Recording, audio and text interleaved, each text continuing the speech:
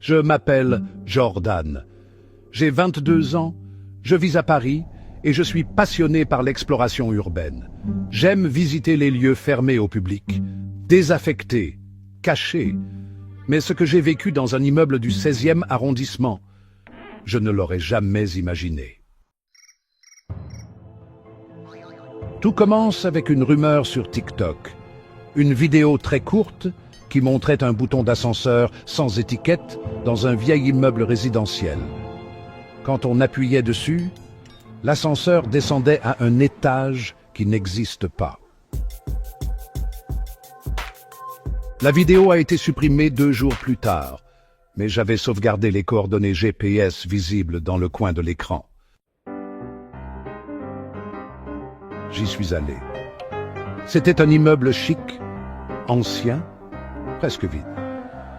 Les boîtes aux lettres étaient toutes rouillées. L'ascenseur, lui, semblait d'époque. Miroir rayé, boutons en métal poli. Il y avait les étages classiques, R 1 à 8, et en bas du panneau, un bouton sans chiffre, juste un rond noir, aucune inscription, aucune lumière. J'ai hésité, puis j'ai appuyé. Il n'y avait plus d'indicateur d'étage, plus de lumière, et aucun bruit à part le moteur qui grondait, comme s'il luttait.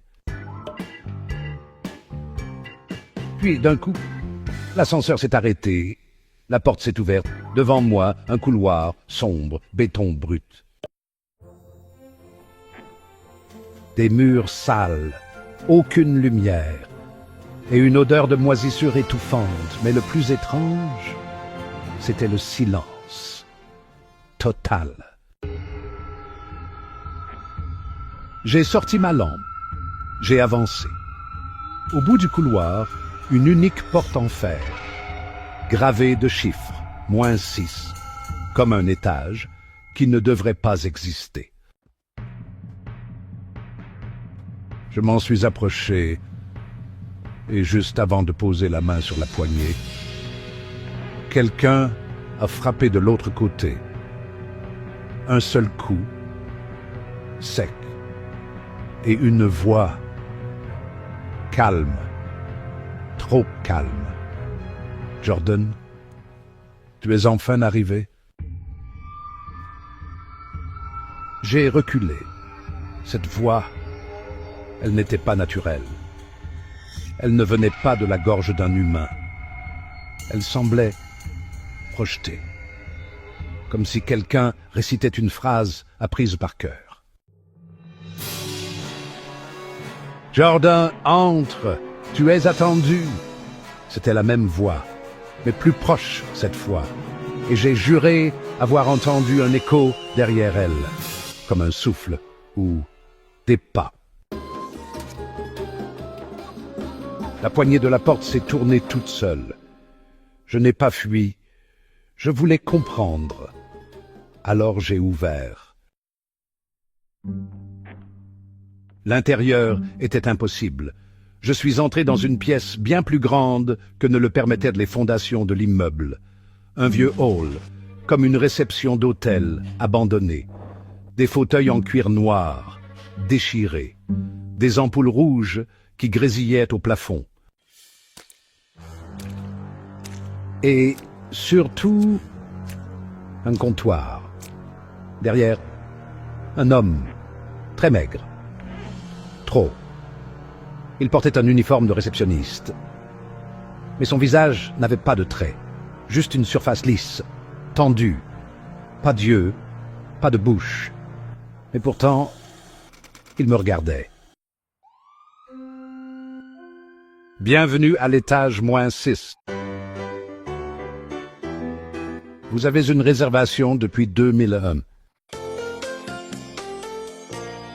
Je suis resté figé. 2001, c'est l'année où mon père est mort. Accident de voiture, ou du moins, c'est ce qu'on m'avait dit. Qu'est-ce que c'est ici? J'ai demandé. C'est un hôtel? Un refuge? Une blague? Il n'a pas répondu. À la place, il a glissé une clé rouillée sur le comptoir. Chambre 23, tout au fond du couloir. Je l'ai prise. Mes doigts ont brûlé au contact du métal, comme si la clé avait été chauffée. En marchant dans le couloir, j'ai remarqué une chose étrange. Chaque porte portait un nom, mais aucun nom n'était inconnu. Il y avait mes amis, ma mère, mon ex, des profs, même mon chien. Chaque porte semblait représenter un souvenir ou une personne que j'avais croisée dans ma vie. J'ai croisé la porte Lucie. C'était mon premier amour. Et au moment où je suis passé devant, j'ai entendu des pleurs, puis des chuchotements. « Lucie, pourquoi tu m'as laissé seule ce soir-là » Ça, j'ai couru. Le couloir n'en finissait pas.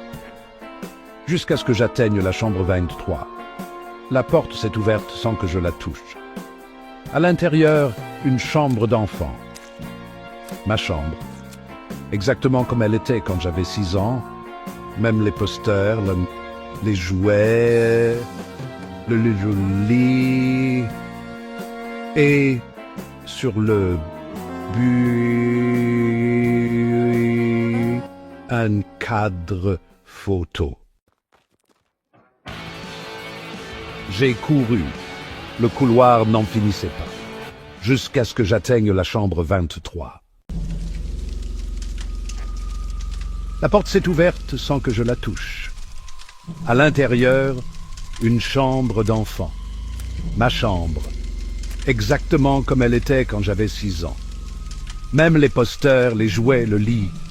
Et sur le bureau, un cadre photo. Je l'ai retourné.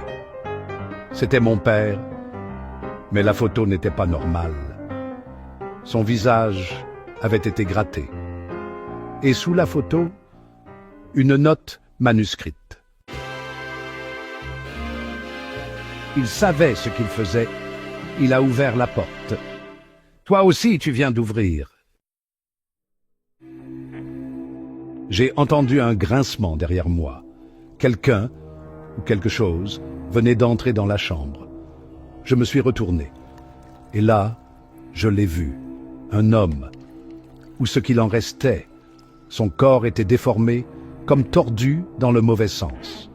Mais son visage, c'était celui de mon père. Il me fixait, un sourire figé, grotesque, cousu jusqu'aux oreilles. Jordan, tu es prêt à revenir? Tu étais déjà venu ici, tu avais oublié. Je hurlais, je reculais. Mais la chambre s'allongeait. Les murs se déformaient. La lumière rouge clignotait plus vite. Et derrière lui, la porte se refermait. Je hurlais, je reculais. Mais la chambre s'allongeait. Les murs se déformaient. La lumière rouge clignotait plus vite. Et derrière lui, la porte se refermait. Je me suis jeté en avant, j'ai attrapé la poignée, et à ce moment-là, tout s'est effondré. Le sol s'est ouvert, je suis tombé. Ça fait très longtemps, dans un vide sans fin, j'ai atterri dans l'ascenseur, le vrai. Il était revenu au rez-de-chaussée. La porte s'est ouverte. J'étais dans le hall de l'immeuble. Il faisait jour. Tout semblait normal. Mais mon téléphone affichait la date du lendemain. J'avais disparu pendant 24 heures. Et sur mon écran d'accueil, un message inconnu s'affichait. « Tu es monté. Tu dois maintenant redescendre. » Quand je suis sorti de l'ascenseur, le monde semblait intact. Mais quelque chose clochait. Le trottoir sous mes pieds était plus glissant, l'air plus lourd. et les passants avaient des visages trop familiers. Trop. J'ai mis un moment à comprendre. Le vieil homme, assis au banc, c'était mon ancien prof de CM2, mort depuis 10 ans. La caissière du supermarché, une femme, croisée dans un rêve, une fois. J'ai pris peur, j'ai couru chez moi. Et là, une lettre m'attendait, posée sur mon bureau. Elle n'était pas là avant. Pas d'enveloppe, pas de timbre. Juste mon prénom, écrit à la main. J'ai pris peur, j'ai couru chez moi. Et là, une lettre m'attendait, posée sur mon bureau. Elle n'était pas là avant. Pas d'enveloppe, pas de timbre. Juste mon prénom, écrit à la main. À l'intérieur, some character. Bienvenue dans la boucle. Tu es officiellement résident de l'étage -6. Depuis, je vis en décalé, le monde me paraît réel, mais je sais que ce n'est pas le vrai. Je vois des ombres dans les reflets, les gens ne clignent plus des yeux, et chaque nuit, à 3h03, l'ascenseur de l'immeuble réapparaît, même si personne ne l'a jamais construit. Hier, j'ai entendu frapper à ma porte. 3 coups, comme dans l'ascenseur. J'ai ouvert, il n'y avait rien. Mais sur le sol, une clé, rouillée, identique à celle de la chambre 23. Et un mot. Tu n'as pas encore visité l'étage -7. On t'attend. Alors maintenant, je vous parle depuis cet endroit. Peut-être que vous pensez que je suis fou, ou que c'est une histoire, un creepypasta. Mais je vous promets, ce que j'ai vu existe. Et si tu as regardé cette vidéo jusqu'ici, si ton écran a grésillé, ne serait-ce qu'une seconde, si tu as entendu ton prénom dans ta tête pendant que je parlais, alors eux aussi t'ont repéré. Fais très attention au prochain ascenseur que tu prendras. Et si tu veux savoir ce qu'il y a à l'étage -7, abonne-toi, commente, je suis prêt si tu veux que je continue cette histoire. Et surtout, partage cette vidéo avant qu'elle ne disparaisse comme moi. Parce que la prochaine fois que tu entendras ton prénom dans un endroit vide, il sera déjà trop tard.